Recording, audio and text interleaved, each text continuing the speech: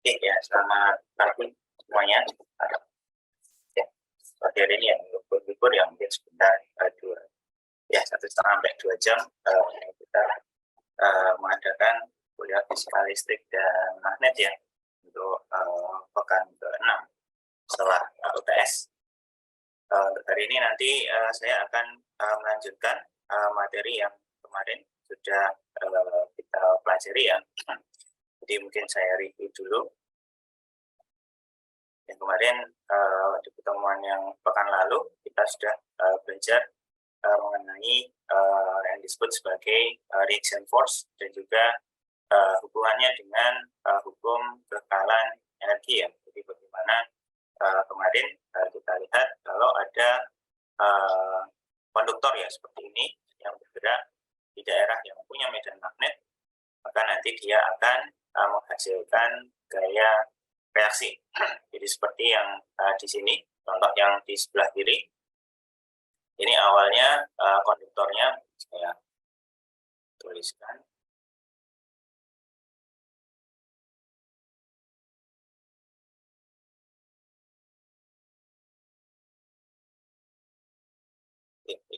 Jadi kemarin dimulai dengan ada konduktor ya di atas rel seperti ini.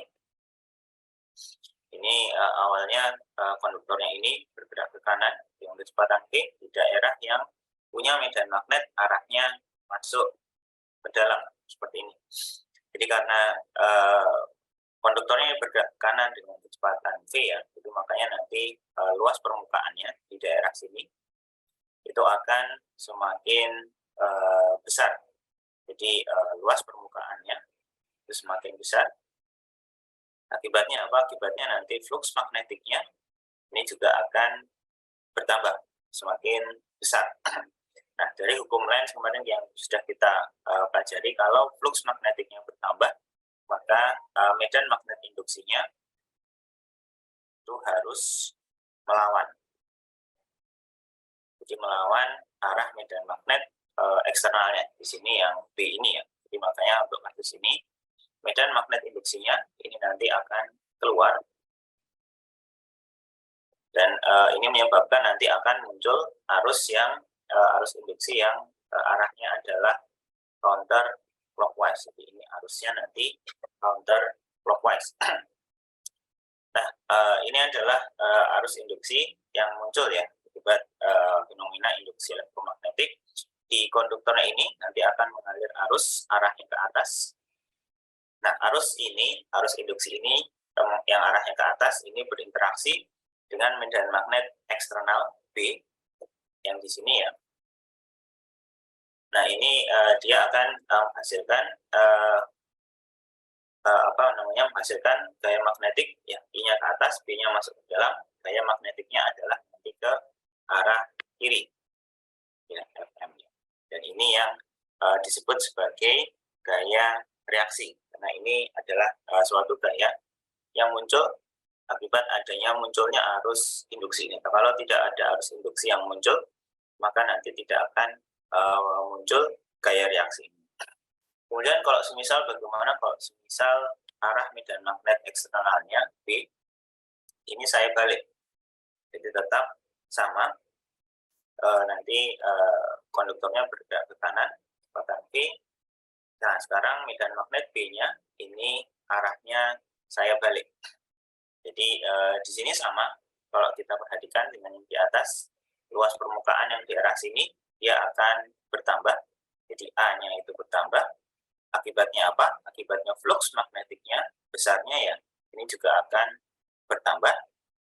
Dan ini nanti juga akan menghasilkan medan magnet induksi yang melawan juga arahnya, melawan medan magnet B. Jadi medan magnet induksinya, kalau yang tadi di atas masuk keluar, ini adalah nanti masuk ke dalam. Berarti kalau medan magnet induksinya masuk, berarti arus induksinya itu arahnya adalah nanti clockwise. Jadi konduktornya ini nanti mengalir ke bawah, dan sekali lagi arus I-nya ini nanti akan berinteraksi dengan medan magnet B ya, medan magnet yang eksternalnya, bukan medan magnet induksinya. Jadi I-nya ke bawah, B-nya keluar, maka nanti F-nya akan juga sama, yaitu ke kiri. Jadi gaya reaksinya munculnya juga sama, yaitu ke arah kiri. Jadi seperti itu ya. Ini adalah yang disebut sebagai gaya reaksi. Secara umum ya mungkin selalu ya, mungkin bisa saya katakan selalu gaya gaya reaksi ini munculnya atau arahnya itu akan selalu melawan arah gerakan dari konduktornya tersebut. Jadi ini karena dua-duanya ke kanan, bisa kita lihat ya, V-nya dua-duanya ke kanan. Kemudian walaupun medan magnetnya itu arahnya saya balik, yang pertama itu masuk, yang kedua itu keluar, tetap sama arah gaya magnetiknya itu ke arah kiri. Begitu juga kalau semisal nanti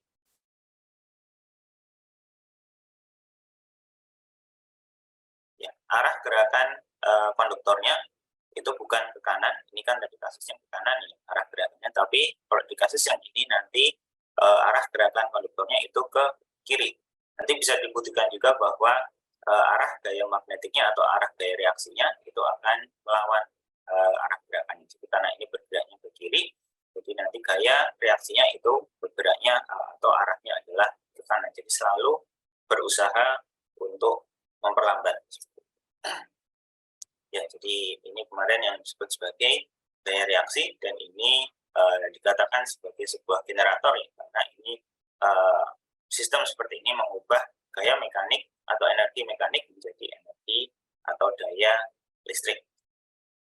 Tapi yang itu memang belum praktikal, tidak terlalu praktikal. Model rotasi ini yang lebih praktikal dan yang lebih umum digunakan. Dan ini juga kemarin sudah kita bahas bagaimana akan muncul torsi ya, torsi reaksi. Karena ini gerakannya bukan lagi gerakan linear, gerak ke kanan atau ke kiri, tetapi gerakannya adalah berputar atau rotasi seperti itu. Jadinya oleh karena itu bukan torsi, bukan gaya ya reaksinya, tetapi bentuknya adalah torsi yang melawan arah putarannya. Kalau dia berputarnya clockwise, maka nanti arah torsi reaksinya itu counterclockwise. Sebaliknya kalau dia berputarnya counterclockwise, maka nanti arah gaya torsi reaksinya itu clockwise. Jadi selalu berusaha untuk melawan arah arah gerakan atau ya arah putaran dari benda tersebut. Nah, ini kalau yang tadi ya, sistem yang pertama itu bentuk tegangan atau arus induksinya berbentuknya DC ya, searah. Tapi kalau yang generator yang berputar seperti ini, nanti dia akan menghasilkan arus AC. Ada yang tegangan positif, ada tegangan negatifnya. Nah, kalau ingin mengubah menjadi tegangan DC dengan menggunakan generator yang berputar seperti ini, kita bisa menghasilkan tegangan DC. Itu nanti dengan menggunakan komutator. Jadi sama komponen utamanya itu adalah ya. Kemudian kemarin juga kita sudah membahas ya mengenai aplikasi yang lain ya, konsep induksi elektromagnetik ini. Jadi kemarin kita membahas dua hal. Yang pertama adalah trafo atau transformer. Ini yang digunakan untuk menaikkan atau menurunkan tegangan atau arus AC ya, arus bolak-balik. Kalau arus searah, tegangan searah itu tidak bisa digunakan, tidak bisa menggunakan trafo ya secara realnya. Dan ini kemarin konsepnya sama, menggunakan tegangan induksi, dan kemarin kita lihat bagaimana hubungan tegangan input atau tegangan primernya ya dengan tegangan output atau tegangan sekundernya itu tergantung pada rasio jumlah lilitannya. Jadi kita bisa mengatur jumlah lilitannya ini rasionya berapa untuk mengatur apakah tegangan inputnya atau tegangan outputnya yang ingin lebih tinggi. Kemudian kemarin juga kita sudah membahas ya mengenai motor induksi. Ini adalah bagaimana kombinasi ya, gabungan dari dua buah konsep torsi magnetik kemarin yang sudah kita pelajari, digabung dengan konsep induksi elektromagnetik, kita bisa menghasilkan motor AC yang masih sama motor AC jenisnya, tetapi yang lebih sederhana konstruksinya karena arus yang di loop arusnya yang di tengah itu kita tidak perlu sumber eksternal, hanya menggunakan konsep atau menggunakan arus induksi ini sudah cukup, sehingga nanti motornya akan bergerak mengikuti gerakan dari atau putaran dari medan magnet. Kemudian juga kemarin kita sudah lanjutkan ya ke topik yang berikutnya, yaitu mengenai eddy current. Jadi bagaimana eddy current ini kemarin yang sudah saya tekankan ini sama ya seperti arus induksi yang lain, sama sebenarnya ini merupakan arus induksi. Hanya saja terjadinya itu pada suatu konduktor yang berbentuknya adalah lembaran atau mungkin yang luas lah, yang tebal seperti itu. Jadi bukan hanya sekedar konduktor yang bentuk kabel itu lalu dibentuk supaya membentuk suatu loop tertutup, tidak seperti itu.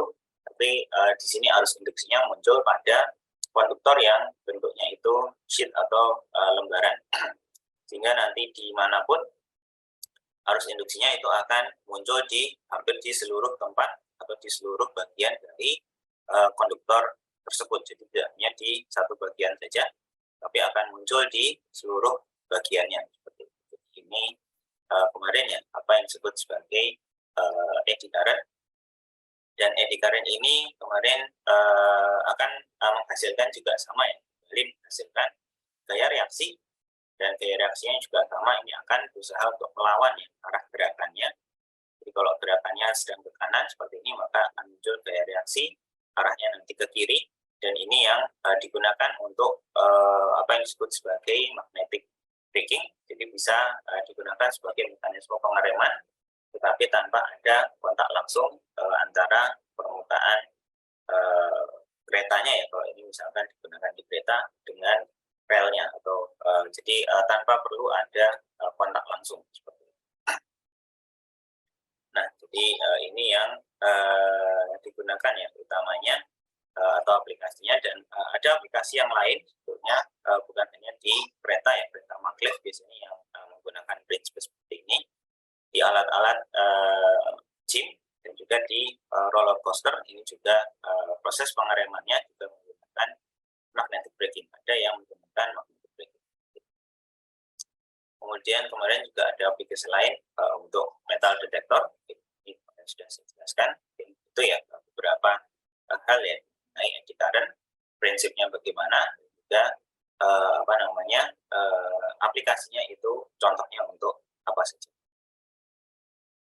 Kemudian kemarin juga kita sudah masuk ke induktor. Jadi bagaimana induktor itu komponen yang menyimpan arus listrik ya. Jadi menyimpan arus listrik dalam sebagai nanti bentuknya di dalamnya, karena ada arus listrik, maka di dalam induktor juga akan muncul medan magnet, dan medan magnetnya ini dia akan terus bertahan selama masih ada arus yang mengalir. Jadi kalau kapasitor itu menyimpannya dalam bentuk muatan, jadi muatan listrik yang diam. Tapi kalau induktor ini bisa digunakan untuk menyimpan muatan listrik yang dia bergerak. Jadi muatannya di dalam ini bergerak sehingga bentuknya adalah arus. Dan ini kalau semisal induktornya adalah suatu induktor yang ideal, jadi resistansinya itu 0 atau sangat kecil ya, seperti misalkan menggunakan superkonduktor, maka arus ini nanti dia akan bisa mengalir secara terus-menerus. Tapi kalau yang kita alami misalkan sehari-hari, itu ya karena keterbatasannya adalah karena konduktornya ini resistansinya itu cukup besar ya biasanya, jadi arusnya ini tidak bisa bertahan lama. Tapi kalau dalam kondisi yang ekstrim misalkan yang menggunakan superkonduktor misalkan resistansi yang sangat kecil, maka nanti arusnya ini bisa terus mengalir di dalam induktor tersebut. Ya, kemudian kemarin juga kita sudah melihat bagaimana proses menghitung ya induktansi dari suatu komponen. Kemarin kita ambil contohnya adalah coil ya atau kumparan, tetapi ini adalah general ya, untuk kalau bukan bentuknya adalah kumparan seperti ini pun, kalau ingin menghitung induktansi dari suatu benda atau suatu komponen, ini menggunakan konsep atau cara step by step-nya mirip seperti yang kemarin. Kemudian yang penting sebetulnya kemarin adalah di sini ya, jadi hubungan antara tegangan dengan arus dari induktor. Jadi induktor ini tegangannya muncul itu ketika ada perubahan arus. Jadi memang kemarin sudah kita lihat definisinya atau penggunaannya adalah dari menggunakan hukum Faraday. Jadi kalau ada perubahan arus, maka nanti akan muncul tegangan. Kalau ada arus, tapi arusnya itu konstan, nilainya tidak berubah, maka tegangannya nanti 0. Seperti jadi ini ya kemarin mungkin hal-hal yang ingin saya review dari pertemuan yang Oke, untuk hari ini kita akan masuk ya ke materi yang berikutnya, yaitu mengenai apa yang disebut sebagai medan elektromagnetik. Jadi di sini kita akan melihat ya nanti di akhir itu ada apa yang disebut sebagai 4 persamaan Maxwell, dan ini yang kemarin ya sudah saya sampaikan di awal kuliah. Ini yang menjadi semacam ya tujuan utama lah dari apa yang sudah kita pelajari dari awal semester sampai saat ini ya, untuk melihat atau untuk yang mempelajari ya apa yang disebut sebagai 4 persamaan Maxwell. Tetapi kita akan lihat hasilnya yang kemarin sudah kita pelajari itu belum 100% komplit. Kita akan mulai dulu untuk melengkapi ya persamaan Maxwell kemarin yang sudah kita pelajari. Jadi nanti ada 2 hal yang digunakan untuk melengkapi ya. Yang pertama adalah apa yang disebut sebagai induced electric field. Yang kedua adalah nanti yang disebut sebagai displacement current. Kemudian nanti kita akan lihat 4 persamaan Maxwell secara general atau yang umum ya, yang sudah final. Itu kita akan lihat nanti di subbab yang kedua. Itu juga nanti kita akan membahas mengenai gelombang elektromagnetik di bab yang kedua ini. Kemudian nanti akan saya tutup dengan fenomena atau ya mungkin fenomena ya istilahnya adalah untuk polarisasi gelombang elektromagnetik. Oke, mungkin saya akan mulai dulu dari subbab yang pertama. Bagian yang pertama adalah kita akan membahas mengenai apa yang disebut sebagai induced electric field. Ya, sama ya, kalau kemarin kita sudah membahas induced current atau arus induksi, ada tegangan induksi. Nah, di sini kita akan membahas apa yang disebut sebagai medan listrik induksi. Oke, jadi kita akan melihat 2 buah kasus dulu seperti ini.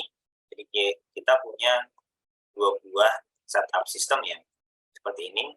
Setup yang pertama, ini kita punya konduktor yang warna kuning ini di tengah suatu kumparan yang besar, sehingga nanti di seluruh permukaannya dan seluruh konduktornya ini dia akan dilewati oleh medan magnet. Jadi di daerah sini semuanya akan muncul medan magnet. Kemudian tapi yang di kasus yang kedua, ini konduktornya itu ukurannya lebih besar daripada kumparannya. Jadi kalau kita lihat bagian-bagian konduktornya ini yang berwarna kuning itu sama sekali tidak ada bagian yang terkena medan magnet, karena medan magnetnya itu hanya di bagian tengahnya saja di sini. Jadi kalau saya gambarkan, ini kan gambar 3 dimensinya ya. Kalau saya gambarkan 2 dimensinya, jadi di sini saya punya konduktor yang satu, kumparannya ya, yang satu besar, yang kedua ini kecil di sini. Kemudian saya punya konduktornya, ini saya gambarkan dengan yang warna biru. Yang satu di dalamnya semua, sedangkan yang satu itu di luarnya. Jadi bisa dilihat di sini, dua-duanya ini sama, punya medan magnet, katakanlah arahnya masuk ke dalam, B, di sini juga sama, B masuk ke dalam. Tetapi yang punya medan magnet hanya yang ada di tengah sini, sedangkan yang di luar sini itu tidak muncul medan magnet. Sedangkan kalau yang di sini, ini semuanya ya, yang di dalam sini ini ada medan magnetnya. Kemudian kalau kita lihat di kasus yang pertama ini, berarti semua bagian konduktor ini akan merasakan adanya medan magnet, karena ini berada di dalam kumparannya. Tetapi kalau untuk di kasus yang kedua, kita bisa lihat hanya di tengah saja yang ada medan magnet. Jadi kalau yang konduktornya sendiri yang berwarna biru di sini, ini dia tidak akan merasakan adanya medan magnet seperti itu. Ya, tapi ini kalau secara setting ya, setup kita bisa lihat seperti ini. Kalau berdasarkan hukum Faraday kemarin, ya sebenarnya itu kan tidak dikatakan ya, apakah konduktornya itu harus merasakan adanya medan magnet atau tidak, tetapi selama ada perubahan flux magnetik, maka nanti akan muncul tegangan induksi, dan yang terakhir dia akan muncul arus induksi. Ya, kalau di sini bisa kita lihat mungkin kalau ya secara pikiran kasarnya aja lah.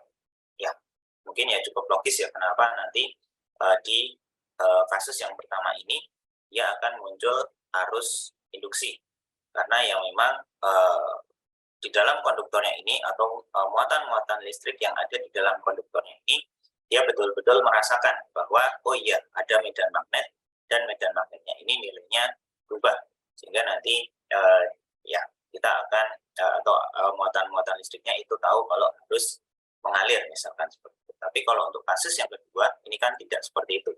Muatan-muatan listrik yang ada di dalam konduktornya ini tidak tahu sebetulnya, tidak sama sekali tidak merasakan adanya medan magnet, tetapi tiba-tiba tetap saja nanti di kasus yang kedua ini akan tetap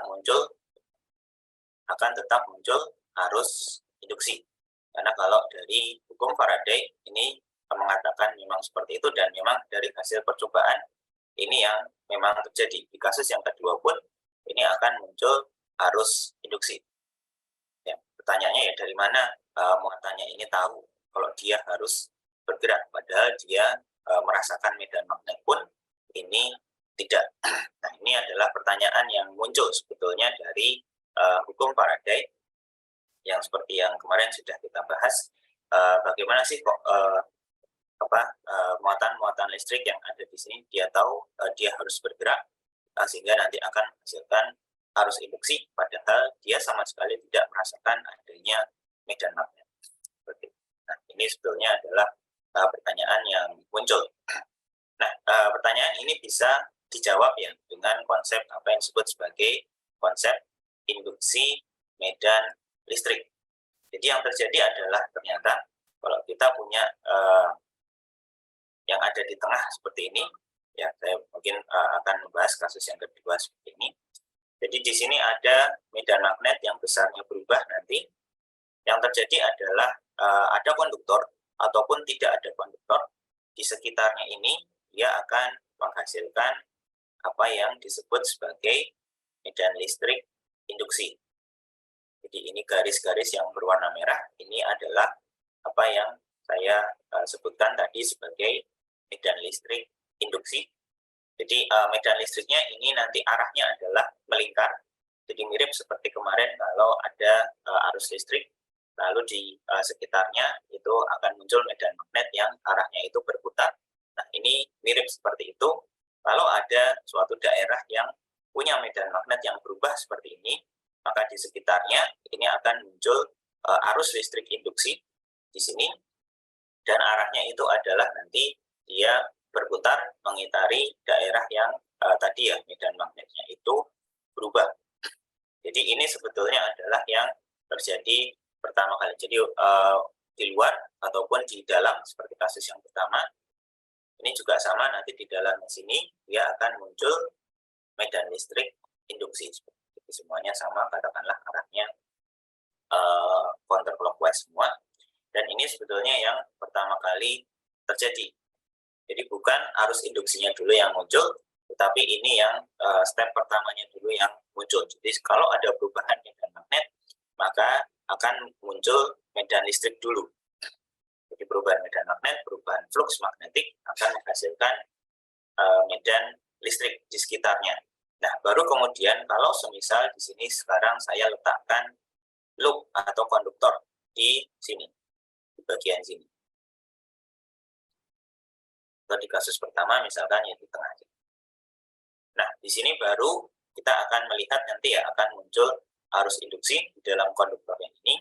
Nah, pertanyaan tadi kan bagaimana muatannya tahu kalau dia harus bergerak? Nah, muatannya tahu karena memang dia tidak merasakan adanya medan listrik yang berubah, medan magnet yang berubah, tetapi dia merasakan adanya kemunculan medan listrik induksi ini.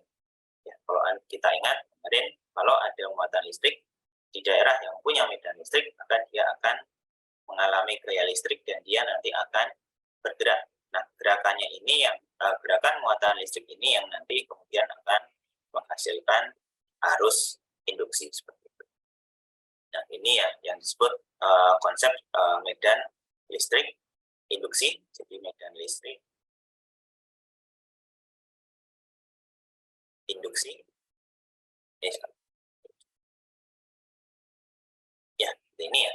Jadi ini adalah medan listrik yang muncul akibat adanya perubahan medan magnet atau secara umum adanya perubahan flux magnetik. Jadi step by step-nya adalah kalau ada perubahan medan magnet atau perubahan flux magnetik ya secara umum, mungkin yang lebih general, maka yang terjadi adalah dia akan menghasilkan atau memunculkan apa yang disebut sebagai medan listrik induksi dulu. Jadi ini adalah yang pertama kali terjadi sebetulnya, bukan langsung kemudian arus induksi yang muncul pertama kali. Kalau ada medan listrik induksi, maka nanti akan baru muncul tegangan induksi, dan tegangan induksi ini nanti kemudian baru akan muncul atau menghasilkan apa yang disebut sebagai arus induksi. Jadi ini sebetulnya adalah step by step yang terjadi ya ketika munculnya arus induksi. Itu step by step-nya adalah seperti ini. Jadi di tengah itu ada kemunculan dulu, yang pertama adalah arus induksi dulu, baru nanti akan muncul tegangan, dan terakhir adalah arus induksi. Jadi ini yang tadi menjawab pertanyaan kenapa kok untuk kasus yang kedua ini, walaupun muatan listrik di sini ini sama sekali tidak tahu bahwa ada medan magnet yang berubah dan tidak dilewati sama sekali, tetapi tetap nanti akan menghasilkan arus induksi, karena yang mereka rasakan, muatan-muatan listrik di sini yang dirasakan itu memang adalah kemunculan atau adanya munculnya medan listrik induksi. Jadi ini yang disebut sebagai medan listrik induksi, dan ini yang digunakan untuk tadi ya menjawab pertanyaan yang muncul dari hukum Faraday. Jadi kalau hukum Faraday itu kan kemarin hanya eksperimennya langsung perubahan flux magnetik, yang diamati adalah tegangan induksi atau arus induksi. Jadi memang ada sesuatu yang missing sebetulnya di tengah sini, dan ini yang sebetulnya mekanisme yang lebih beruntun. Jadi ini tadi ya yang disebut sebagai medan listrik induksi. Ya, jadi medan listrik induksi ini yang digunakan ya untuk sebetulnya untuk lebih melengkapi ya hukum Faraday yang kemarin yang sudah kita pelajari. Jadi penjelasannya menjadi lebih runtun, lebih rinci. Nah, kemudian ini nanti kemudian digunakan untuk sedikit memodifikasi persamaan hukum Faraday yang kemarin sudah kita pelajari. Jadi kalau yang kemarin sudah kita pelajari hukum Faraday, itu adalah persamaannya tegangan induksi yang muncul, saya tulis langsung ya, hukum Faraday Lens sama dengan perubahan flux magnetik terhadap waktu seperti ini. Jadi ini adalah tegangan. Nah, kemudian mungkin kalau ada sedikit review ya mengenai materi tegangan listrik, mungkin yang materi sebelum UTS, kalau ada daerah seperti ini di tengahnya ada medan listrik I, kemudian dari sini ke sini katakanlah panjangnya adalah S. Nah, kita bisa menghitung beda tegangan ya antara kedua sisi ini. Ini persamaannya adalah delta V atau V itu sama dengan integral tertutup ya, integral I dot ds. Jadi kalau Anda ingat, ini adalah persamaannya ya.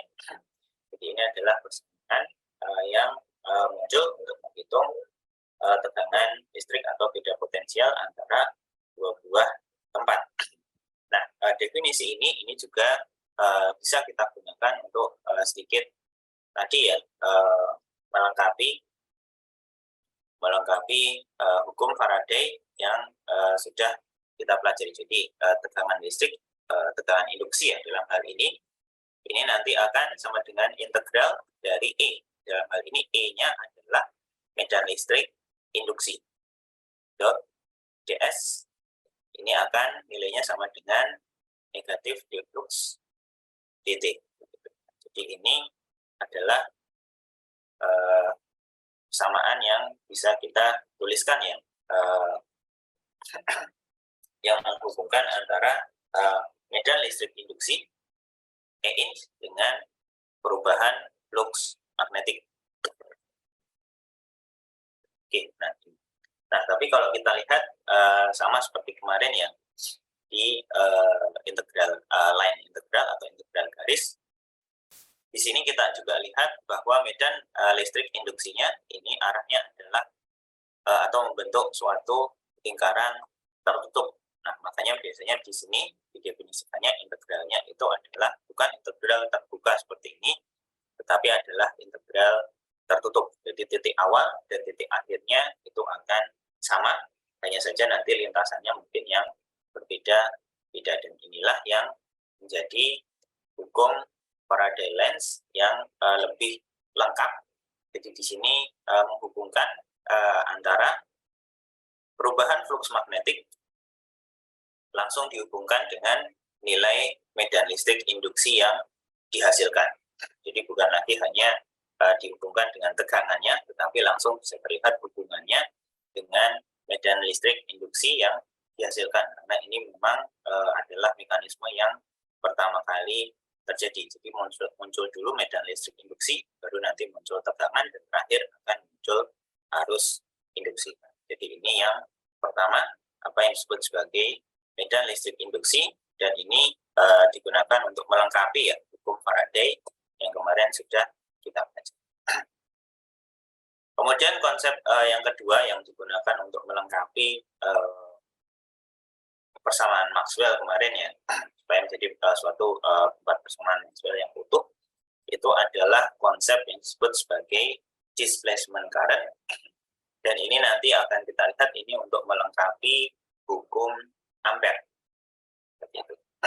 Jadi kalau kita ingat sedikit kemarin, hukum Ampere itu esensinya sama seperti hukum Yoon-Saffa sebetulnya. Jadi kalau ada konduktor, konduktornya ini dialiri arus, maka nanti di sekitarnya ini akan muncul medan magnet yang ini muncul akibat adanya arus di sini ya, arus yang mengalir di konduktor. Jadi adanya arusnya ini, kalau kemarin ini dikatakan hidro ya, hidro ini akibat adanya muatan listrik yang bergerak. Jadi dia akan menghasilkan medan magnet seperti itu. Nah, ternyata ada dua jenis arus yang lain. Nah, ini yang mungkin spoiler dulu di depan. Ini yang disebut sebagai displacement current. Nah, ini bukan ya, ini asalnya adalah bukan karena adanya Q yang bergerak, bukan seperti itu. Tetapi nanti kita akan lihat mekanismenya bagaimana. Studi kasusnya adalah kalau kita melihat komponen kapasitor. Jadi saya punya kapasitor seperti ini.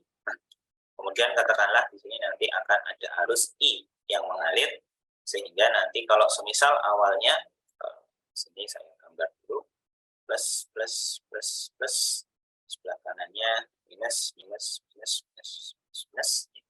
Jadi katakanlah awalnya muatan di dalam kapasitor ini adalah Q, tapi karena adanya arus yang mengalir ya, jadi kalau kita ingat sekali lagi arus yang mengalir itu berarti ada muatan listrik, katakanlah plus Q ya, seperti ini ya, muatan Q yang dia mengalir masuk, sehingga nanti total muatan listrik yang ada di dalam kapasitor ini bukan lagi sama dengan Q, besar, tapi adalah sama dengan Q besar ditambah Q kecil. Atau bisa saya tuliskan sebagai I ditambah dengan delta Q. Jadi ini adalah nanti total muatan yang masuk ya ke dalam atau yang berada di dalam kapasitor karena adanya arus I ya dari luar ini yang mengalir. Nah, kalau kita lihat di sini arus I-nya ini dia tidak bisa melewati bagian tengah kapasitor ya. Nah, bagian tengah kapasitor itu isinya adalah isolator, bukan konduktor.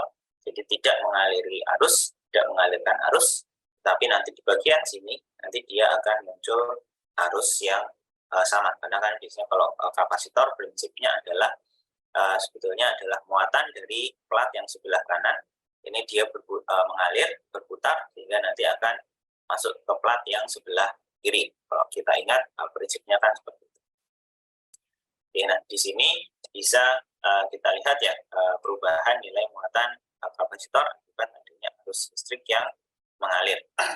Kemudian kita bisa lihat di tengah sini, ini dia akan di dalam kapasitor akan muncul dan listrik E ya.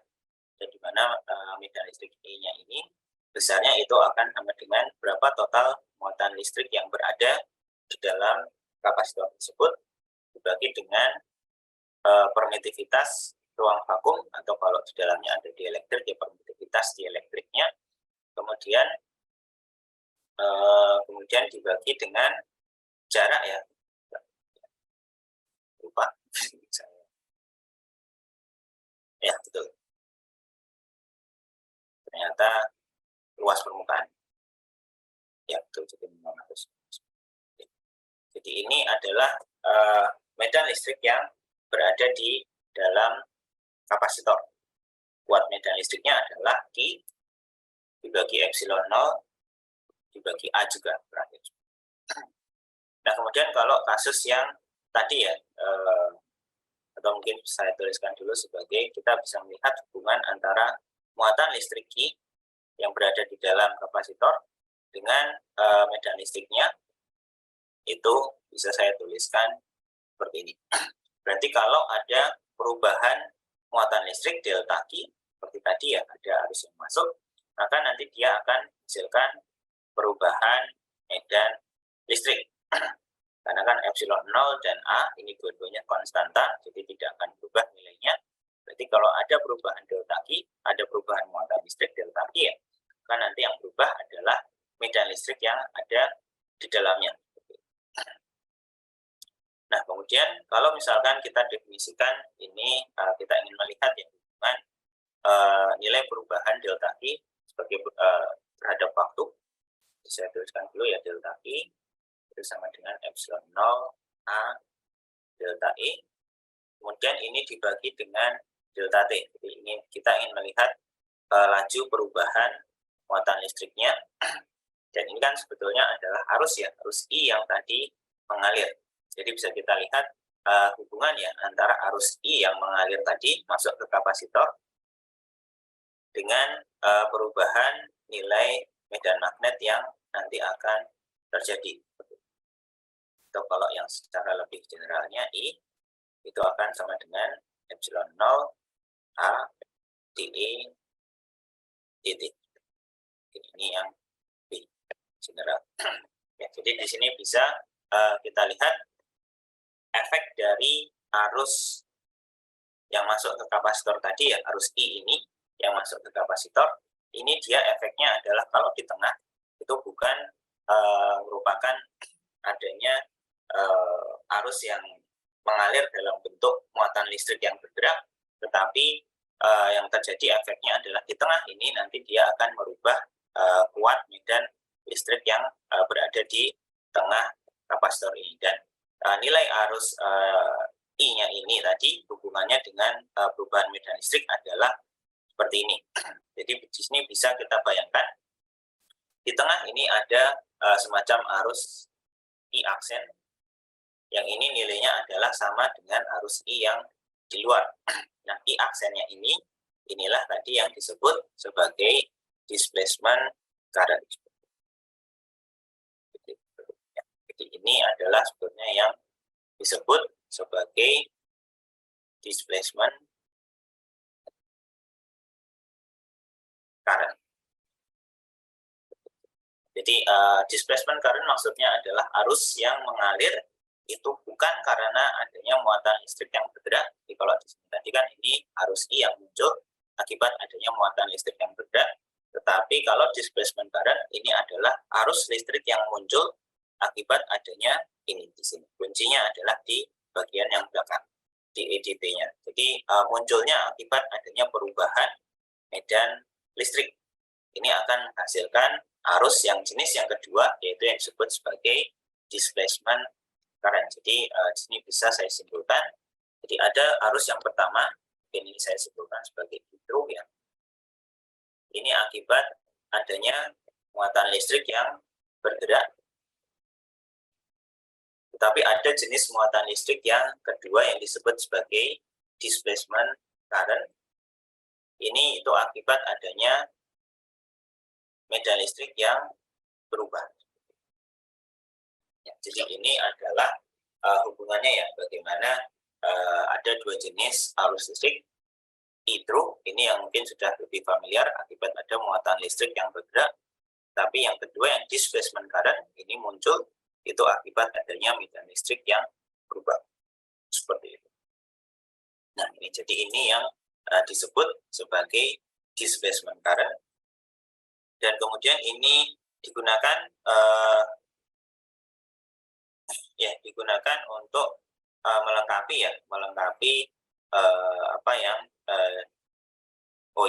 ini yang lebih general lagi ya. Kalau tadi saya berhenti hanya sampai di medan listrik, tapi yang lebih general lagi, saya lanjutkan sedikit, itu adalah biasanya sedikit kita gabungkan di epsilon 0, hanya saya masukkan ke dalam E. Jadi, seperti itu. Ya.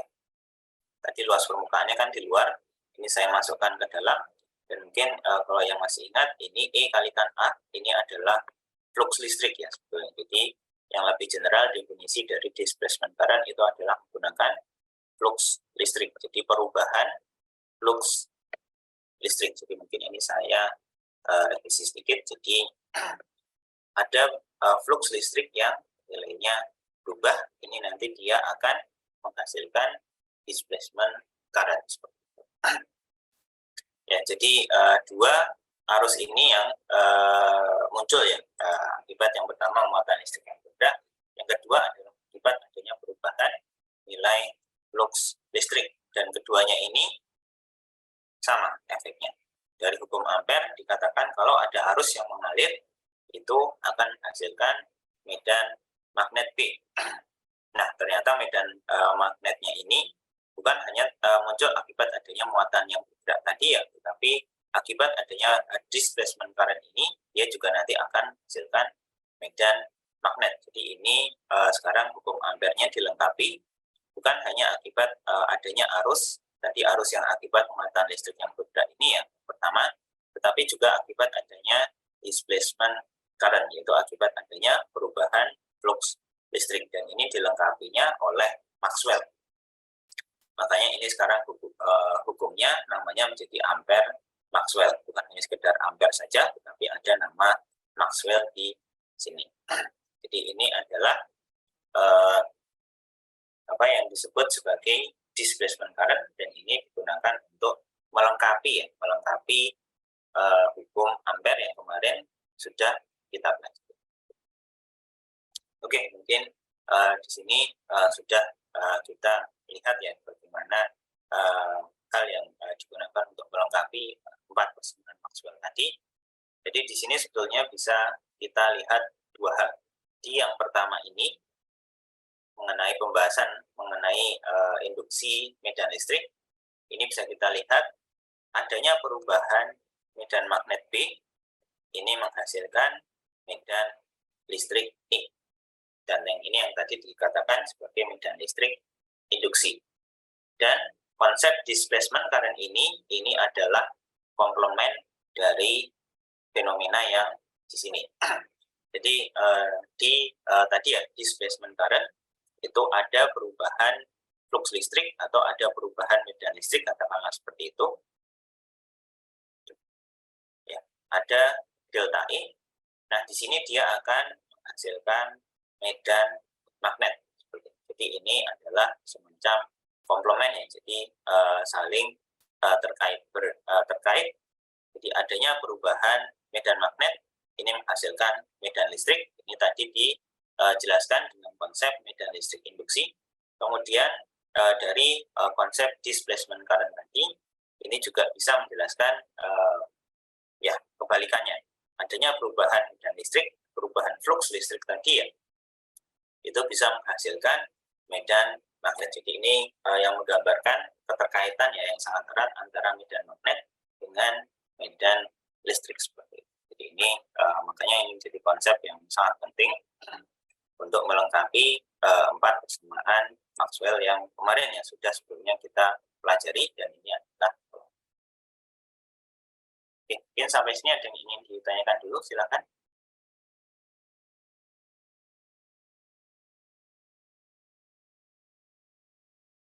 Kalau belum ada, kita break dulu 5 menit sampai jam 8.33, nanti kita lanjut. Oke, sekarang kita lanjutkan lagi. Jadi sekarang kita akan masuk ke, ya mungkin ini yang kemarin tujuan utamanya juga, yaitu apa yang disebut sebagai 4 persamaan Maxwell atau Maxwell's equation. Jadi bisa kita lihat ada 4 persamaan Maxwell ya di sini. Ada yang pertama adalah hukum Gauss. Bisa dilihat integral E dA sama dengan Q enclosed dibagi dengan epsilon 0. Kemudian yang kedua adalah ini hukum Gauss untuk kemagnetan. Seperti ini tadi ya. Dan ini kemarin bisa kita lihat integral B dA 0. Kemudian ada hukum Faraday-Lenz yang baru saja tadi kita bahas ya, dilengkapi dengan munculnya apa yang disebut sebagai medan listrik induksi. Seperti ini ya, integral E ds sama dengan negatif d flux dt. Dan terakhir adalah hukum Ampere Maxwell. Integral B ds sama dengan mu 0 I true ditambah mu 0 epsilon 0 d flux E dt. Ya, jadi ini adalah 4 persamaan Maxwell. Jadi kenapa disebut 4 persamaan Maxwell? Karena yang Maxwell yang mengumpulkan ya, yang menjadikan satu. Tapi juga dia tidak hanya sekedar mengumpulkan ya, tapi tadi kita lihat kontribusinya dia juga salah satunya adalah di displacement current ini. Dan dia juga yang menjelaskan ya, dengan 4 persamaan Maxwell ini nanti akan muncul apa yang disebut sebagai medan atau gelombang elektromagnetik. Jadi makanya ini disebut sebagai 4 persamaan Maxwell. Padahal sebetulnya yang bagian Maxwell aslinya ya mungkin hanya berapa? 1/4, 1/8 mungkin ya. Ya, mungkin saya ingin membahas dulu ya masing-masing dari persamaan ini. Yang pertama adalah hukum Gauss. Jadi di sini persamaan ini menjelaskan ya bagaimana medan listrik E ini muncul akibat adanya muatan listrik. Jadi ini adalah salah satu esensi ya dari hukum Gauss. Jadi ini menjelaskan kemunculan medan listrik ini akibat adanya muatan listrik. Kemudian hukum Gauss yang untuk kemagnetan kemarin sudah saya bahas, ini menjelaskan lebih ke arah bagaimana dipol magnet ya. Jadi magnet ini selalu muncul dalam bentuk dipol atau dua kutub, utara dan selatan. Bukan hanya muncul sebagai satu kutub saja yang independen, utara saja atau selatan saja, tidak seperti itu. Tidak seperti muatan listrik, tetapi selalu muncul dalam bentuk pasangan utara dan selatan. Ini yang digambarkan ya, atau esensi dari persamaan Gauss untuk kemagnetan. Kemudian hukum Faraday-Lenz ini menjelaskan mengenai induksi elektromagnetik, tetapi yang lebih dalam dari itu sebetulnya adalah hukum Faraday-Lenz ini menjelaskan ya bagaimana munculnya perubahan flux magnetik, atau dengan kata lain misalkan nanti kita lihat itu ada perubahan medan magnet, ini bisa menghasilkan medan listrik, dan ini yang tadi dikatakan sebagai medan listrik induksi ya. Sempat saya sampaikan sedikit. Adanya delta B ini menghasilkan E. Jadi ini sebetulnya adalah esensi yang lebih basic lagi, yang lebih dalam dari hukum Faraday-Lenz. Kemudian yang terakhir, kemudian yang hal lain ya, ini yang dijelaskan hukum Faraday-Lenz ini juga menjelaskan kemunculan medan listrik itu sumbernya ada dua. Jadi sumber yang pertama itu adalah akibat adanya muatan listrik, ini menghasilkan medan listrik. Lalu sumber munculnya medan listrik yang kedua ini adalah adanya perubahan flux magnetik atau adanya perubahan medan magnet. Ini juga yang menjadi sebab kemunculan medan listrik. Nah, hukum Ampere-Maxwell ini secara umum ini menjelaskan penyebab ya munculnya medan magnet. Jadi di sini bisa kita lihat ada dua jenis ada dua sebab ya penyebab munculnya medan magnet. Yang pertama adalah akibat adanya muatan yang bergerak atau hidro ya di sini, dan ini yang disampaikan juga dijelaskan juga oleh hukum Bohr-Safar. Itu adalah mekanisme munculnya medan magnet akibat adanya muatan listrik yang bergerak. Tetapi di sini Maxwell tadi melengkapi dengan konsep displacement current, itu mengatakan atau menyebutkan ya sumber kemunculan medan magnet yang kedua, yaitu akibat adanya perubahan flux listrik atau bisa dikatakan adanya perubahan medan listrik, itu bisa juga nanti menghasilkan medan magnet. Jadi ini ya esensi ya dari masing-masing persamaan Maxwell, atau maknanya sebetulnya yang lebih dalam di samping hanya sekedar persamaan matematis seperti ini, tapi sebetulnya pemahaman yang lebih dalam lagi mengenai esensi ya dari masing-masing persamaan ini sebetulnya yang lebih utama ya. Jadi mungkin saya ulangi tadi, secara umum bisa dikatakan medan listrik itu penyebabnya sebetulnya ada dua. Yang pertama adalah adanya muatan listrik, yang kedua akibat adanya perubahan flux magnetik. Kemudian kemunculan medan magnet itu juga sumbernya ada dua, yaitu adalah munculnya adanya muatan listrik yang bergerak dan juga akibat adanya perubahan flux listrik. Kemudian satu hal lagi yang bisa kita dapatkan dari 4 persamaan Maxwell ini adalah bagaimana dipol listrik, dipol magnet itu selalu muncul, tidak mungkin hanya berupa monopol ya, hanya kutub utara saja atau selatan saja, tetapi selalu muncul dalam bentuk pasangan kutub utara dan kutub selatan. Oke, jadi itu adalah mungkin esensi dari 4 persamaan Maxwell. Nah, 4 persamaan Maxwell ini disebut sebagai 4 persamaan Maxwell yang bentuknya adalah bentuk integral, jadi dikatakan biasanya integral form. Nah, kita bisa menuliskannya sebagai bentuk diferensial atau bisa disebut sebagai differential form seperti ini. Nah, sekarang ini menjadi 4 persamaan seperti ini ya, jadi sama sebetulnya secara esensi sama masih, hanya saja secara matematis penulisannya ini menjadi dirubah. Nah, di sini mungkin akan lebih terlihat ya hubungan antara medan listrik dengan medan magnet kalau di differential form. Jadi bisa terlihat bagaimana perubahan medan magnet menghasilkan medan listrik, perubahan medan listrik menghasilkan medan magnet. Langsung bisa terlihat hubungan antara dua parameter ini kalau dalam bentuk differential form. Nah, di sini mungkin ya, kemarin Anda sudah mendapatkan KPJ ya, kalkulus variabel jamak, dan sudah paham juga maksud dari tanda ini operator, meski juga terbalik ya, namanya nabla, nama itu kadang lupa. Ya, tetapi ini adalah sebuah operator ya, operator turunan, sebetulnya turunan terhadap sumbu X, turunan terhadap sumbu Y, turunan terhadap sumbu Z, dan ini bisa dibayangkan seperti sebuah vektor yang independen, jadi sebetulnya untuk lebih memudahkan, sebetulnya tidak harus menghafal semuanya. Jadi bisa dibayangkan ini sebagai sebuah vektor, tetapi vektor yang isinya itu hanya operator turunan saja, jadi hanya D, dx, D, dy, dan D, dz.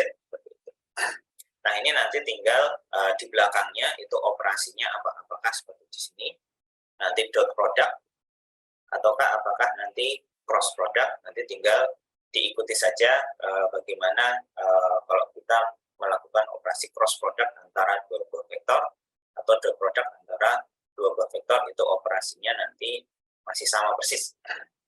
Lalu nanti tinggal di belakangnya yang mengikuti apakah medan listrik atau medan magnet, nanti tinggal dioperasikan. Jadi bisa dibayangkan ini seperti dot product atau cross product antara dua buah vektor.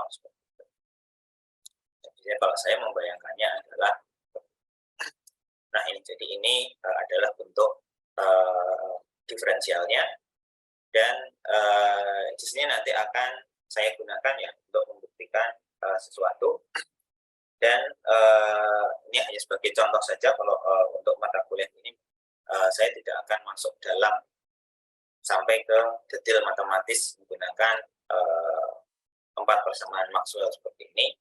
Yang paling utama adalah di sini kita mencoba memahami esensi dari masing-masing persamaan tersebut. Ini adalah sebenarnya yang lebih penting ya, yang ingin saya tekankan kalau untuk di mata kuliah fisika listrik dan magnet. Kalau untuk detail nanti matematisnya itu ada di mata kuliah medan elektromagnetik dan teknik biomagnetika. Kalau yang di biomedis itu nanti akan lebih dalam lagi membahas detail-detail teknisnya ya, menggunakan 4 persamaan Maxwell.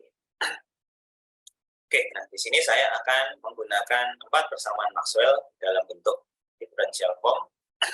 Nanti untuk membuktikan munculnya ya gelombang elektromagnetik di ruang vakum. Nah di sini akan yang akan saya bahas adalah hanya di ruang vakum ya. Di ruang vakum itu kosong, tidak ada apapun, tidak ada muatan listrik juga sudah pasti tidak akan ada ya. Jadi makanya di sini densitas muatan listriknya itu sama dengan 0, karena ya sama sekali tidak ada muatan listrik di ruang vakum. Karena betul-betul kosong. Kemudian yang kedua, karena tidak ada muatan listrik, jadi ya sudah pasti tidak akan muncul arus ya, arus listrik akibat adanya muatan listrik yang bergerak. Makanya di sini J-nya ini sebetulnya adalah semacam densitas arus listrik ya. Itu juga nilainya akan sama dengan 0 ya, karena ya sudah sama sekali tidak ada arus listrik ya, jadi sudah tidak mungkin akan ada arus listrik ya akibat muatan listrik yang bergerak. Nah, di sini kita bisa melihat menyederhanakan tadi 4 persamaan Maxwell tadi yang di sini ya, jadi karena rho n plus-nya sama dengan 0, jadi yang hukum Gauss-nya ruas kanannya sama dengan 0. Kemudian karena J-nya atau arusnya ini sama dengan 0, maka di hukum Ampere Maxwell-nya ini juga hanya tersisa satu suku saja seperti itu. Nah, ini yang 4 persamaan Maxwell yang lebih sederhana bentuknya kalau kita ingin membahas atau menganalisis medan listrik dan medan magnet di ruang vakum seperti itu. Oke, nah dari sini kita akan coba lihat kasusnya adalah di sini. Kita punya medan listrik katakanlah di sumbu X, arahnya horizontal ke kanan. Kemudian ada medan magnet vertikal searah dengan sumbu Y, ini dikatakan sebagai PY. Kita akan mencoba untuk melihat yang masing-masing dari 4 persamaan Maxwell ini tadi kita gunakan untuk menganalisis kasus yang seperti ini. Nah, yang pertama adalah kita akan melihat dot product yang menggunakan hukum Gauss, yaitu adalah nabla dot E ini nanti akan sama dengan 0. Nah, kita perlu menghitung ruas kirinya dulu ya.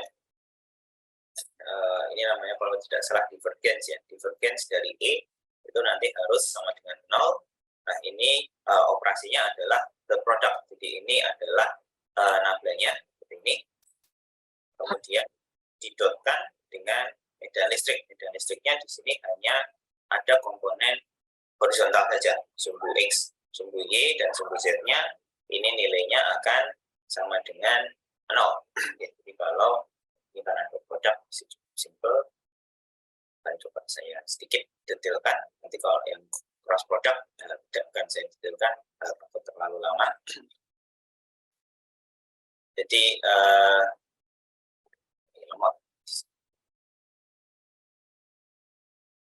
jadi dot E ini sama dengan turunan parsial dari X arah I tambah turunan parsial dot Y arahnya C tambah turunan parsial dot Z arahnya K di dot produkkan dengan medan listriknya hanya punya komponen EX tambah 0C tambah 0K. Nah, kalau kita melihat seperti ini ya, ini kan jadi lebih sederhana. Jadi ini adalah vektor yang pertama, ini vektor yang kedua, nanti operasinya adalah dot product. Nah, kalau dot product kan kalau Anda ingat, berarti yang arahnya sama-sama I, ini kita kalikan. Jadi bisa saya tuliskan pertama, turunan parsial terhadap X dari EX, ini yang sama-sama arahnya adalah I ya. Sama-sama I arahnya searah sumbu X positif, kemudian nanti ditambah dengan yang arahnya sama-sama C. Jadi di sini ada turunan terhadap Y yang di ruas kanan atau yang di medan listriknya komponennya adalah 0. Jadi bisa saya tuliskan ini turunan terhadap Y, turunan parsial ya dari 0. Lalu ditambah terakhir yang sama turunan parsial dari Z yang sama-sama arahnya ke K, ini juga terhadap dari 0 ya.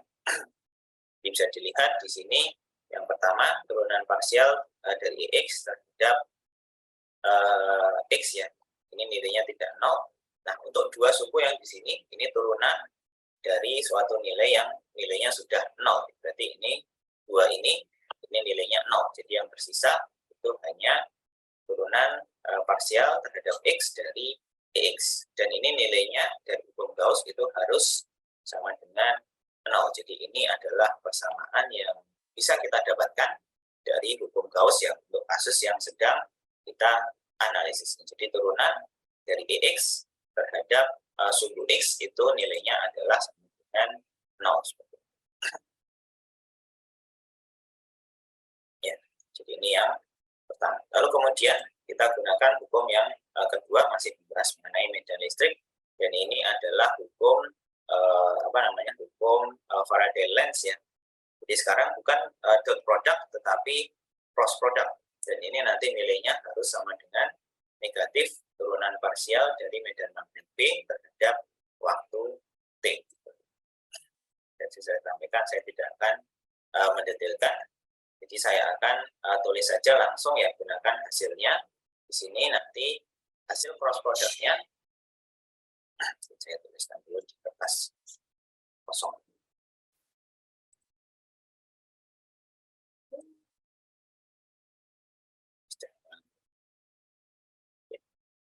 Cross product dari E ini sama dengan minus turunan parsial dari B terhadap waktu. Nah, hasil cross product-nya tidak salah itu 0 EXZ dan EX minus EXY ya. Nah, hasilnya adalah itu saja 0I ditambah turunan parsial dari EX terhadap Z, ini arahnya adalah C, dikurangi ya, dikurangi turunan parsial dari EX terhadap Y, dan ini arahnya adalah K. Dan di ruas kanannya tadi ya medan magnet B itu kan hanya punya komponen vertikal saja ke sumbu Y, berarti yang komponen X-nya nanti turunannya juga akan sama dengan 0, lalu minus turunan dari DY dt, ini arahnya adalah C ya, ditambah yang sumbu Z ini arahnya nilainya juga 0. Nah, jadi ini adalah persamaannya ya untuk kasus yang sedang kita pelajari menggunakan persamaan Maxwell tadi yang nomor 3, hukum Faraday-Lenz. Hasilnya adalah, nah dari sini kita punya dua suku, dua ruas ya, ruas PD dan ruas kanan, sama-sama merupakan vektor dan ini nilainya harus sama. Berarti ya yang arahnya sama ini harus sama nilainya. Jadi yang arah komponen I yang di ruas kiri nilainya adalah 0. Yang di ruas kanan nilainya juga sudah 0. Jadi sudah sesuai, sudah oke. Lalu yang arah ke sumbu J-nya. Di sini ada DEX, DZ. Saya tuliskan dulu. DEX, DZ. Dan di ruas kanan ini nilainya harus yang arahnya sama-sama J ya. Ini adalah minus DBY titik. Dan ini harus terpenuhi supaya nanti kedua ruasnya ini nilainya sama. Nah yang terakhir yang arah ke sumbu K, ini di ruas kiri ada minus DEX, DY. Di ruas kanan ini nilainya harus sama dengan 0. Jadi sudah kita dapatkan dua persamaan yang lain. Turunan parsial dari EX di sini terhadap sumbu X harus sama dengan 0, terhadap sumbu Y juga harus sama dengan 0, terhadap sumbu Z ini nilainya nanti harus sesama dengan minus turunan dari nilai BY terhadap waktu T. Jadi ini adalah 3 persamaan yang bisa kita dapatkan ketika kita mengimplementasikan atau menggunakan dua persamaan Maxwell yang tentang medan listrik, hukum Gauss dengan hukum Faraday-Lenz. Kemudian nanti kalau dilanjutkan menggunakan dua persamaan Maxwell yang lain dengan cara yang sama, sebetulnya sama persis, hanya saja sekarang parameter-parameternya yang sedikit berbeda. Nanti dari ini ya hukum Gauss untuk kemagnetan, ini nilainya harus sama dengan 0, nanti akan didapatkan turunan parsial dari medan magnet BY terhadap sumbu Y. Kemudian terakhir nanti dari hukum Ampere-Maxwell akan didapatkan dua ini. Jadi turunan parsial dari BY terhadap Z dan juga turunan parsial dari BY terhadap X. Nanti akan didapatkan dua persamaan lain dan mungkin saya akan langsung saja di summary-nya. Secara total nanti akan kita dapatkan 6 persamaan seperti ini ya dari hasil tadi kita analisis dengan menggunakan hukum atau 4 persamaan Maxwell. Mungkin saya akan membahas dulu 4 persamaan yang pertama di sini, DEX dx dan DEX dy sama dengan 0, kemudian DBY dx dan DBY dy ini sama dengan 0. Jadi maksudnya apa? Dua persamaan yang di depan ini maksudnya adalah, ini kalau kita ingat dulu ya konsepnya, kalau ada sebuah parameter nilai hasil turunannya adalah 0, berarti parameter tersebut itu nilainya konstan. Dan ini maksudnya di sini kan turunannya itu adalah turunan parsial ya. Jadi di sini dari dua persamaan yang di depan kita bisa lihat nilai EX itu konstan berapapun nilai yang for all X, Y. Jadi untuk berapapun nilai koordinat X dan Y itu nilainya, nilai EX-nya itu akan sama atau bukan konstan tapi sama ya. Dan begitu juga nanti dengan BY-nya, nanti juga sama BY-nya nilainya itu untuk semua nilai X dan semua nilai koordinat Y itu nilainya akan sama. Jadi di sini bisa kita lihat bahwa di seluruh daerah sini ya ini nilai BY dan nilai EX-nya itu akan sama. Tetapi nanti di sepanjang sumbu Z, ini nanti nilai EX dan nilai BY-nya itu akan berubah seperti itu. Jadi ini sebetulnya adalah ya esensi atau makna ya dari 6 persamaan ini. Jadi sepanjang sumbu X dan sepanjang sumbu Y atau di berapapun nilai X dan Y-nya, itu nilai EX dan BY-nya akan sama ya. Untuk nilai Z yang sama, tetapi nanti di sepanjang sumbu Z atau untuk nilai Z yang berbeda-beda itu nanti nilai EX dan nilai BY-nya akan berbeda. Nah, di sini kita akan melihat bagaimana nanti pengaruh ya sumbu Z itu terhadap nilai EX dan nilai BY-nya. Kita akan gunakan dua persamaan yang akhir ini. Jadi ada dx dz sama dengan minus dby dt, dan dby dt sama dengan minus mu 0 epsilon 0 dx dt. Jadi akan saya tuliskan saja di yang baru.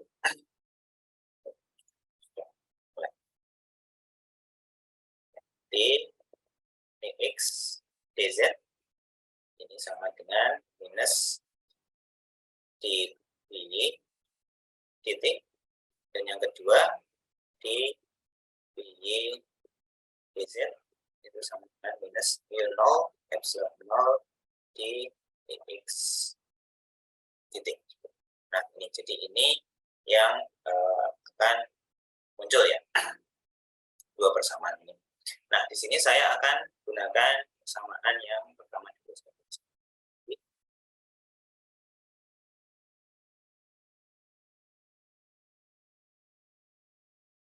Dan ini akan saya turunkan kedua ruasnya ini sama. Itu terhadap sumbu Z lagi. Jadi saya tambahi D dz lagi. Ini juga sama D dz. Sehingga yang ruas kiri ini sekarang menjadi D kuadrat EX per dz kuadrat. Yang sebelah kanan ini menjadi D kuadrat BY per dz dt. Nah, yang di ruas kanan ini bisa saya tuliskan lagi. Karena tadi kan kalau yang di awal ini BY-nya diturunkan dulu terhadap T, baru nanti terhadap Z. Nah, ini kalau urutannya dibalik, ini juga hasilnya akan sama. Jadi di sini yang di ruas kanan ini nanti akan dBY-nya akan saya turunkan dulu terhadap Z, kemudian nanti baru saya turunkan terhadap waktu T. Nah, di ruas kirinya masih sama ya, dx dz.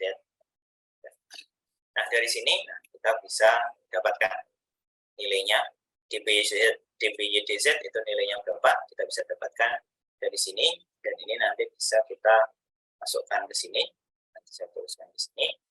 Jadi nanti hasilnya adalah D2EX dz kuadrat ini akan sama dengan minus turunan terhadap waktu dari minus mu 0 epsilon 0 dx. Nah, jadi nanti kalau kita operasikan yang ruas kanan dz kuadrat ini akan sama dengan d kuadrat EX.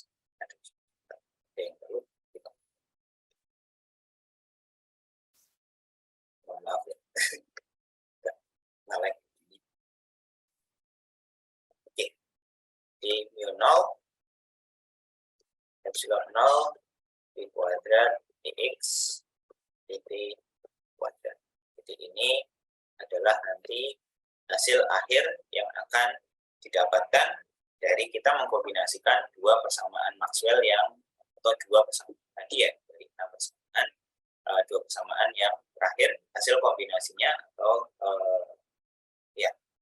hasil kombinasinya ya ini adalah seperti ini. Dan ini kita juga akan mendapatkan nanti hasil yang sama kalau ini EX ya yang saya tuliskan. Tapi nanti kalau kita menggunakan BY ini juga akan sama mirip sekali bentuknya. Lambat sekali. Saya tutup dulu.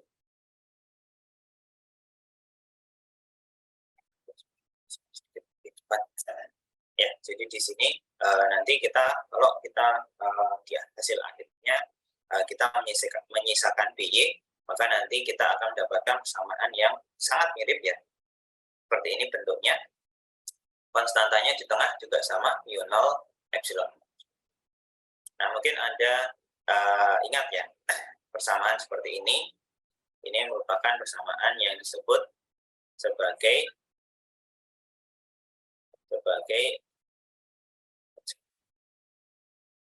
sebagai wave equation atau persamaan gelombang seperti itu. Jadi ini yang disebut sebagai persamaan gelombang.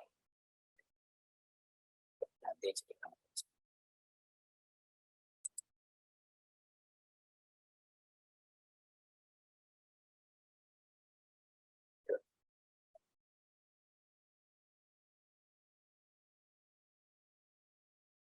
ya, jadi turunan kedua dari sesuatu dibagi di division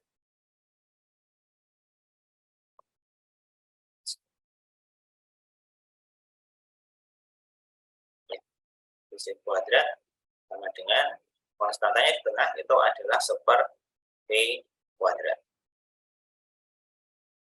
Dimana V-nya ini adalah tadi namanya adalah cepat rambat gelombang. Jadi dalam kasus ini V kuadratnya atau seper V kuadratnya itu adalah mu0 epsilon 0. Jadinya V-nya itu akan sama dengan akar dari seper mu0 epsilon 0, dan ini yang dikatakan sebagai C atau cepat rambat gelombang elektromagnetik di ruang vakum. Ya, jadi di sini bisa kita lihat ya, dari sini hasilnya adalah ternyata medan listrik dan medan magnet ini dia akan merambat sebagai gelombang, dan ini yang disebut sebagai gelombang elektromagnetik. Kenapa elektromagnetik? Karena ada medan listrik, elektro, dan medan magnet. Magnetiknya ya tadi ini dia akan merambat sebagai satu kesatuan, dan nanti cepat rambatnya itu adalah sama dengan C, yaitu cepat rambat gelombang di ruang vakum ya, karena ini kita membahasnya di ruang vakum. Nah, kenapa kok ini bisa muncul ya di ruang vakum, tidak ada apapun, tetapi masih bisa nanti gelombang elektromagnetiknya itu muncul sampai ke bumi, misalkan kalau dari matahari itu kan cahaya ya yang paling sederhana gelombang elektromagnetik. Jadi yang terjadi adalah karena 4 persamaan Maxwell tadi, 2 persamaan yang terakhir ini menjelaskan ya bagaimana adanya perubahan medan magnet hasilkan medan listrik, perubahan medan listrik hasilkan medan magnet. Jadi tanpa adanya apapun, tanpa adanya media apapun, medan listrik dan medan magnet ini semacam saling membantu sama yang satu sama yang lain, sehingga nanti keduanya nanti akan selalu muncul dan akan merambat dalam bentuk gelombang walaupun tidak ada apapun, media apapun, misalkan tanpa ada muatan listrik, tanpa ada udara, dan apapun, dia tetap akan bisa merambat. Jadi ini sebetulnya yang terjadi ya dari gelombang elektromagnetik, yaitu sebagai juga atau dijelaskan dengan 4 persamaan Maxwell tadi. Ya, jadi di sini bisa kita lihat ya. Jadi kalau ada medan listrik dan medan magnet, nanti dia akan lalu kemudian merambat. Seperti yang bisa Anda rasakan, misalkan antena televisi ya, misalkan siaran televisi itu kan bentuknya adalah merambatnya gelombang elektromagnetik, itu bisa sampai dari tower ke rumah Anda. Kemudian arahnya ya, arah perambatan gelombang elektromagnetik ini bisa ditentukan dengan cross product ya, antara vektor medan listrik dan vektor medan magnetnya. Jadi seperti di sini tadi, medan listriknya ke kanan, medan magnetnya ke atas, maka nanti vektor V-nya atau arah perambatannya itu adalah ke sumbu Z positif. Tapi sebaliknya kalau misalkan EX-nya masih ke kanan, tetapi B-nya ke bawah, maka nanti dia akan merambatnya ke arah sumbu Z negatif seperti itu. Jadi ini digunakan ya untuk menentukan kemana nanti arah perambatan dari gelombang elektromagnetik. Nah, kemudian pertanyaan berikutnya, ini kan kita sudah tahu, ini merupakan suatu gelombang, jadi gabungan antara medan listrik dan medan magnet. Nah, pertanyaannya bagaimana cara untuk kita bisa menghasilkan gelombang elektromagnetik ini. sedikit saya review ya mengenai perambatan gelombang. Mungkin sudah Anda dapatkan di fisika fluida alor dan gelombang kemarin. Jadi kalau kita sudah punya suatu media yang bisa merambatkan gelombang, katakanlah kalau di sini saya ilustrasinya adalah tali, gelombang tali itu ya, itu kalau awalnya diam, kalau kita ingin menghasilkan gelombang dan itu nanti dia akan merambat, kita hanya perlu memberikan apa yang saya sebut sebagai disturbance. Jadi hanya kita berikan di ujung sini saja, naik turun katakanlah, nanti gelombangnya dia akan merambat di sepanjang tali.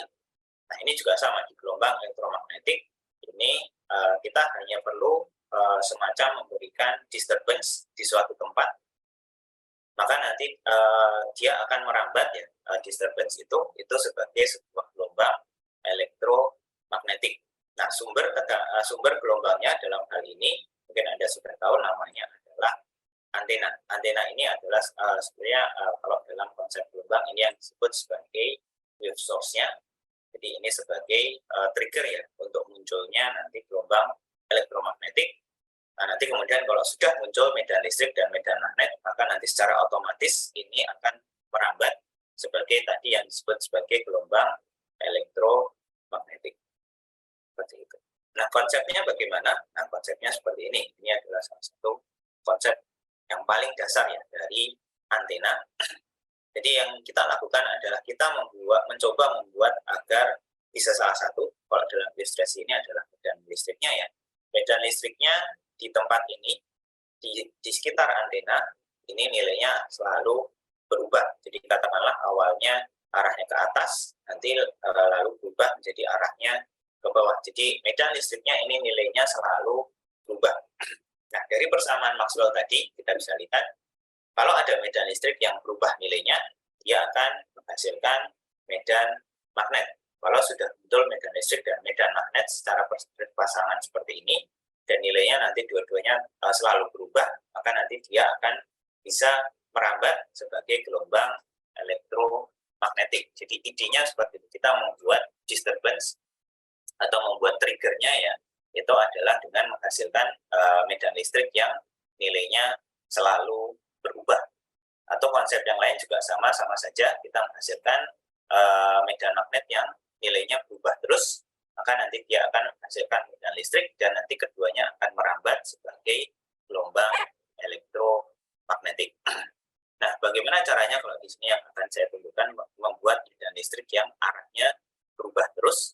Nah, ya seperti ini. Jadi seperti kita punya dua muatan, positif dan negatif. Dan kedua muatan ini kita buat dia bergerak naik dan turun. Jadi di suatu saat muatan positifnya yang di atas, yang negatif yang di bawah, maka akan menghasilkan medan listrik yang arahnya itu adalah ke bawah ya, seperti di sini.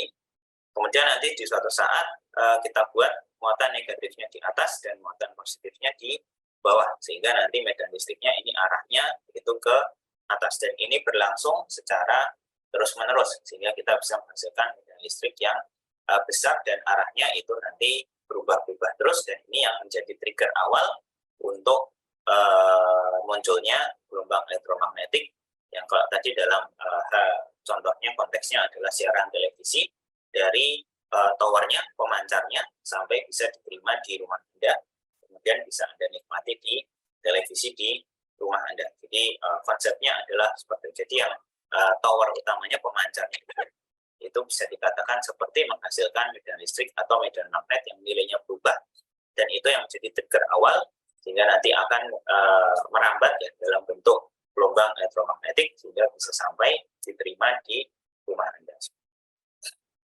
Ya, jadi ini ceritanya yang mengenai gelombang elektromagnetik, diawali dari persamaan Maxwell, bagaimana itu yang menjadi dasar dan bisa kita buktikan tadi munculnya gelombang elektromagnetik, medan listrik dan medan magnet yang bersama-sama nanti dia akan merambat.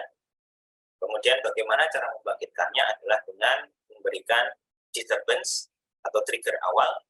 Bagi di sini contohnya adalah ya kita trigger dengan kita hasilkan medan listrik yang nilainya nanti berubah terus, dan ini kemudian merambat sebagai gelombang elektromagnetik, dan alat yang digunakan gunakan untuk sebagai trigger ini mungkin Anda sudah tahu sebenarnya, saya yakin namanya adalah antena. Jadi antena ini adalah sebetulnya jadi semacam, bisa saya katakan ya, semacam trigger awal ya.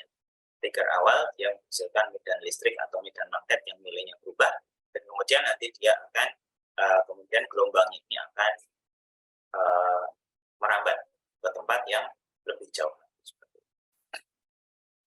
Oke, mungkin sampai di sini dulu. Ada yang ingin ditanyakan? Silakan.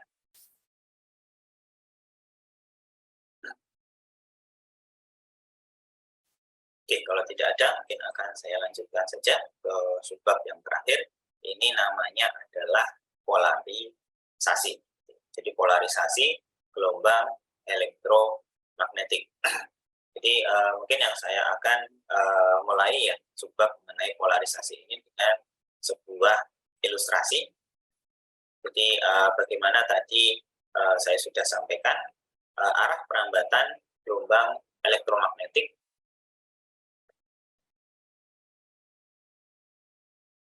lambat sedikit.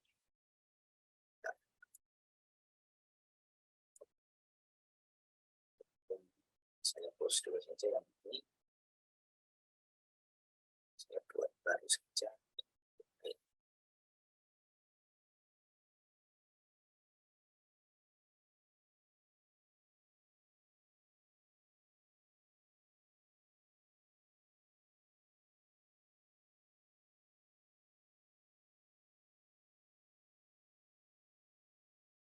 Kita coba dulu.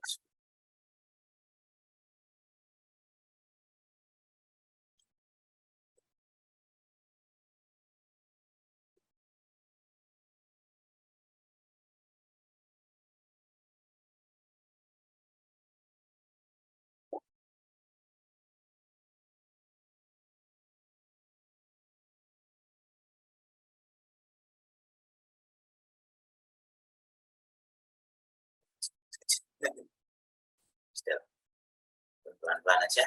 Ya, jadi arah perambatan gelombang V itu ditentukan dengan hasil cross product antara vektor medan listrik dengan vektor medan magnetnya. Jadi seperti tadi ilustrasinya, kalau ada medan listriknya horizontal ke kanan, medan magnetnya ke atas, maka nanti arah perambatan gelombangnya itu adalah keluar ya, V-nya adalah depan.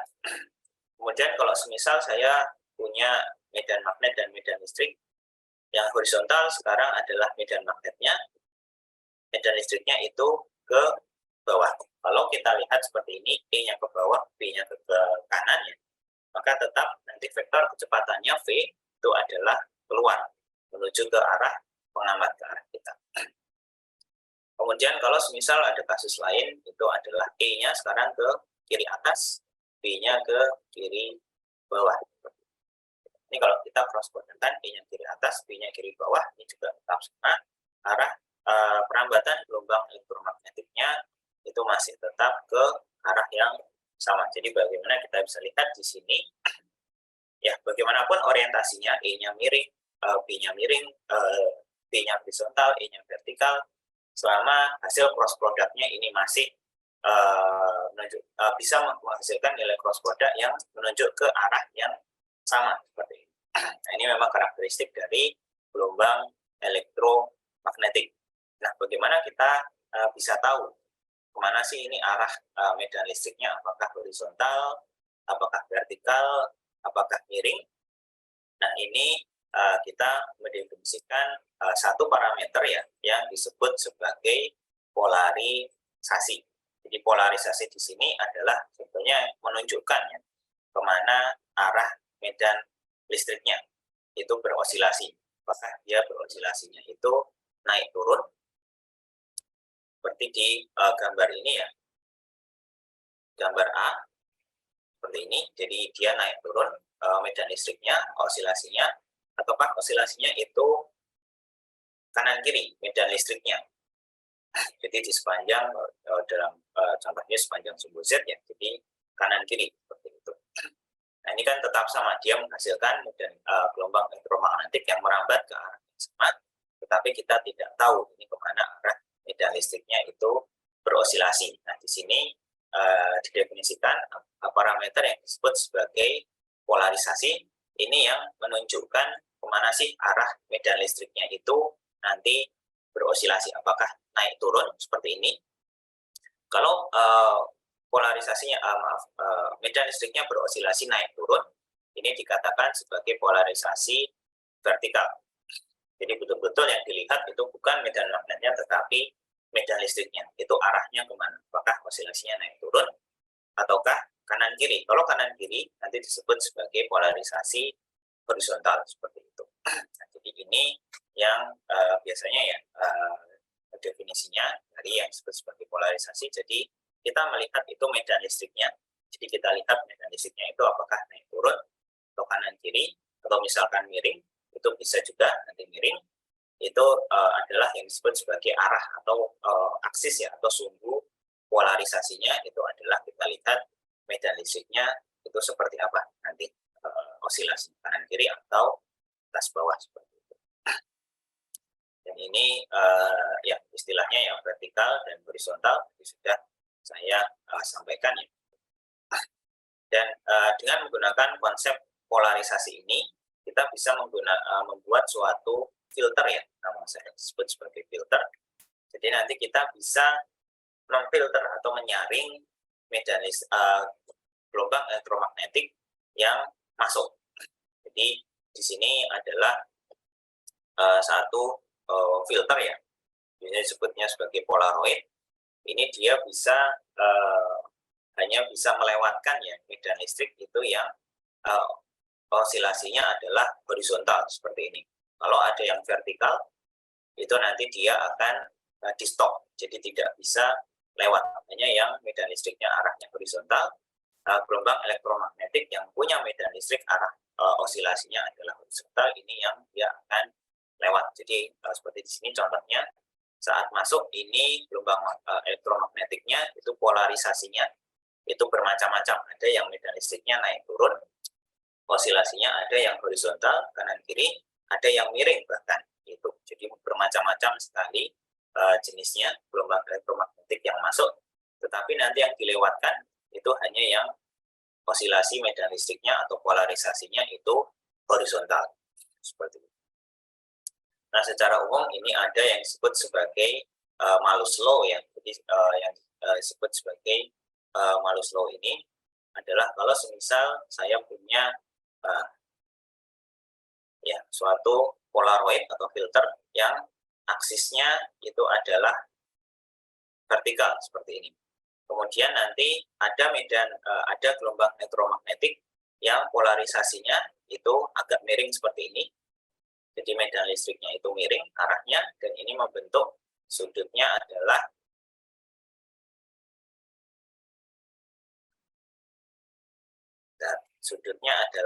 theta seperti ini. Nah, dari Malus Law ini bisa nanti dihitung ya berapa total atau intensitas gelombang yang melewati filter ini tadi.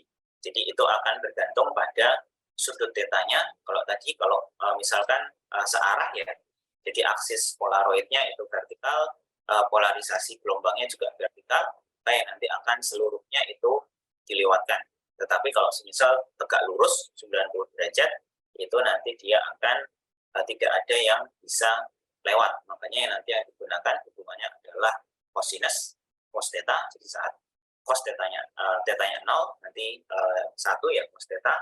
Tapi saat tetanya 90, nanti nilainya 0. Lalu karena ini intensitas, maka nanti hubungannya adalah cos kuadrat. Jadi intensitas yang dilewatkan itu akan sama dengan I0, ini intensitas gelombang yang masuk yang sebelum lewat filter, sebelum lewat polaroid, kemudian dikalikan dengan cos kuadrat theta. Jadi ini yang disebut sebagai Malus Law. Jadi menghubungkan bagaimana antara intensitas gelombang yang masuk dan nanti yang keluar dari filter atau dari polaroid seperti itu. Jadi biasanya seperti ini. Jadi ada bermacam-macam dulu gelombangnya, kemudian kita pakai polarizer yang pertama, sehingga kita hanya punya satu, misalkan satu arah saja polarisasinya, lalu lewat nanti ke yang kedua seperti itu. Nah, dari sini bisa kita lihat ya, jadi kalau saat dua aksisnya ini, polarizernya itu aksisnya sama, sudutnya 0 ya.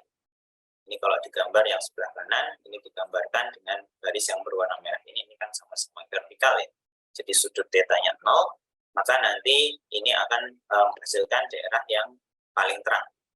Jadi irisan ya antara kedua polaroid ini terang. Tetapi kalau kita sedikit miringkan, katakanlah membentuk sudut 45 derajat, maka nanti bisa dilihat ini menjadi lebih gelap di daerah sini. Nah, yang paling ekstrim adalah ketika saling tegak lurus, sudutnya 90 derajat, maka nanti di sini menjadi sama sekali gelap. Tidak ada cahaya yang bisa melewati kedua atau kombinasi dari dua polaroid ini, sehingga yang bisa kita lihat adalah hanya yang menjadi gelap saja seperti itu. Ini yang sebagai ilustrasi ya dari Malus Law. Kalau θ-nya 0, maka nanti dia intensitasnya paling tinggi, bisa diindikasikan dengan cahayanya itu paling terang yang lewat. Kalau θ-nya nanti tidak 0, tapi belum 90, maka nanti dia akan jadi sedikit redup ya, karena intensitasnya berkurang. Yang paling ekstrim adalah ketika θ-nya 90 derajat, maka ini menjadi gelap karena intensitasnya yang lewat itu adalah 0. Sama sekali tidak ada cahaya atau gelombang elektromagnetik yang bisa lewat seperti itu.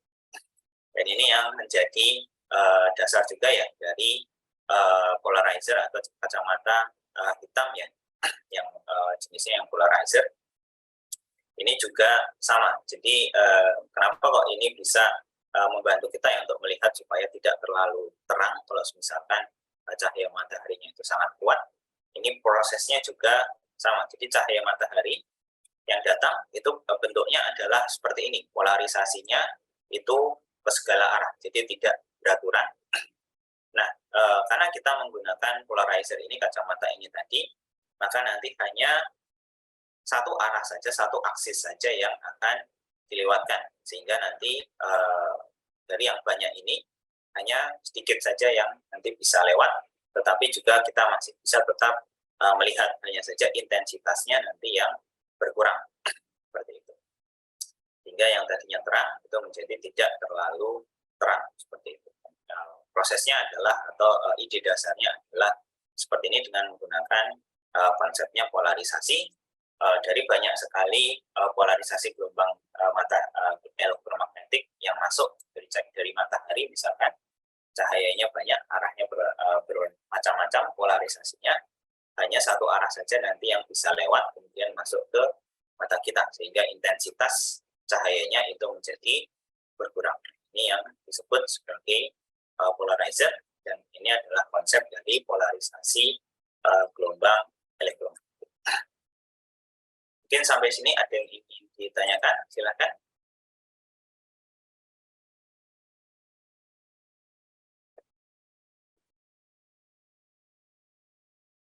Oke, kalau tidak ada, mungkin untuk hari ini saya cukupkan sekian ya untuk kuliah pengganti untuk pekan ke-6 ini. Ya, terima kasih banyak atas perhatian Anda. Semoga apa yang saya sampaikan bisa bermanfaat. Saya tutup. Assalamualaikum warahmatullahi wabarakatuh.